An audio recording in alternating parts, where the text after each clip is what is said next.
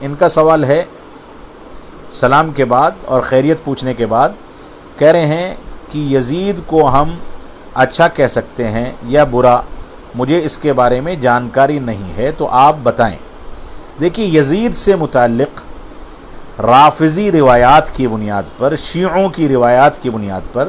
یہ ہندوستان کی جو اردو کتابیں ہیں جو فارسی کتابوں سے منتقل ہو کر کے اردو میں لکھی گئی ہیں، ان کتابوں کے اندر یزید سے متعلق غلط روایات کی بنیاد پر لعن طعن کا تصور پایا جاتا ہے۔ اس سلسلے میں سب سے واضح موقف یہ ہے، جو کہ شیخ الاسلام علامہ ابن تیمیہ رحمۃ اللہ علیہ کا موقف بھی ہے، کہ یزید مسلمانوں کے حاکموں میں سے ایک حاکم تھے، ان سے غلطیاں بھی ہوئی ہیں اور ان کی بہت ساری اچھائیاں بھی ہیں، بعض احادیث میں ان کی فضیلتیں بھی موجود ہیں، یہ ان کے بارے میں پیشین گوئیاں بھی موجود ہیں۔ لہٰذا ہمیں مسلمانوں کے حاکموں میں سے ایک حاکم ان کو تصور کرنا چاہیے، ان کی غلطیوں پر ان کے اوپر نکیر کرنا یہ غلط ہے، اور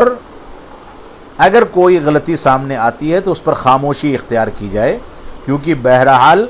وہ ہم سے افضل تھے، ایک صحابی رسول کے بیٹے تھے، اور ان کے بارے میں غلط انداز کی باتیں پھیلائی گئی ہیں، ان کو زانی کہا گیا، شرابی کہا گیا، اور غلط انداز کی باتیں ان کے بارے میں کہی گئیں، جو باتیں محض اتہام ہیں۔ اس طرح کی باتوں سے ہمیں پرہیز کرنا چاہیے، اور اس بات کو سمجھ کر کے چلنا چاہیے کہ کوئی شخص ان کے بارے میں برا بھلا کہے گا تو آخرت میں اس کی پکڑ یقیناً ہوگی۔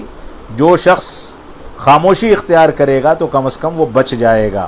لہٰذا ہمیں خاموشی اختیار کرنی چاہیے، یا وہ حقائق سامنے لانے چاہیے جو حقائق ان کے بارے میں چھپائے جاتے ہیں، ان کی فضیلت کے بارے میں چھپائے جاتے ہیں۔ یہ ہماری ذمہ داری ہے، لہٰذا ہمیں احتیاط سے کام لینا چاہیے، لعن طعن سے بچنا چاہیے۔ اللہ رب العالمین ہم کو حق پسندی کی توفیق عطا فرمائے۔